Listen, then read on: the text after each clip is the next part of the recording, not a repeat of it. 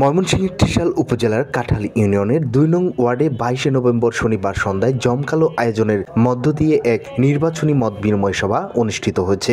সবাই স্থানীয় গণ্যমান্য ব্যক্তিবর্গ, যুব সমাজ, বিভিন্ন পেশার মানুষ সহ বিপুল সংখ্যক ভোটার উপস্থিত ছিলেন। কাঁঠাল ইউনিয়নের ২ নং ওয়ার্ড বিএনপির সাবেক সভাপতি আব্দুর রশিদ নাইবের সভাপতিত্বে ত্রিশাল উপজেলা যুবদলের যুবনেতা হুমায়ুন কবির বাবলু এর সঞ্চালনায় উক্ত অনুষ্ঠানের প্রধান অতিথি হিসেবে উপস্থিত ছিলেন আসন্ন ত্রয়োদশ জাতীয় সংসদ নির্বাচনে ময়মনসিংহ ৭ ত্রিশাল আসনের দানের শীষের মনোনীত প্রার্থী ডাক্তার মাহবুবুর রহমান লিটন। সবাই বক্তারা দানের শীষের প্রতীকের মনোনীত প্রার্থী ডাক্তার মাহবুবুর রহমান লিটনকে আগামী নির্বাচনে এমপি হিসেবে দেখতে চান বলে তাদের প্রত্যাশা ব্যক্ত করেন। তারা বলেন, এলাকার উন্নয়ন, স্বাস্থ্যসেবা বিস্তার, শিক্ষা ব্যবস্থা উন্নয়ন সহ তৃণমূল জনগণের কল্যাণে ডাক্তার লিটন সবসময় কাজ করে যাচ্ছেন। বক্তারা আরও উল্লেখ করেন, অতীতে তিনি মানুষের সুখ দুঃখে পাশে দাঁড়িয়ে যে আস্থা অর্জন করেছেন তা আগামীতেও এলাকার সার্বিক উন্নয়নে ভূমিকা রাখবে।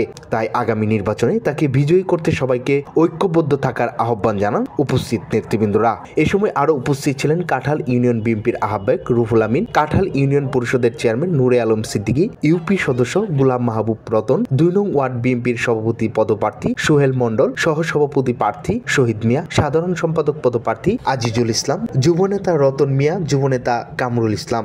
মত বিনিময় সভা শেষে উপস্থিত সাধারণ জনগণ প্রার্থী ডাক্তার মাহবুবুর রহমান লিটনের প্রতি তাদের সমর্থন পূর্ণ ব্যক্ত করেন এবং দানের শীষ প্রতীকে ভোট দেওয়ার অঙ্গীকার ব্যক্ত করেন।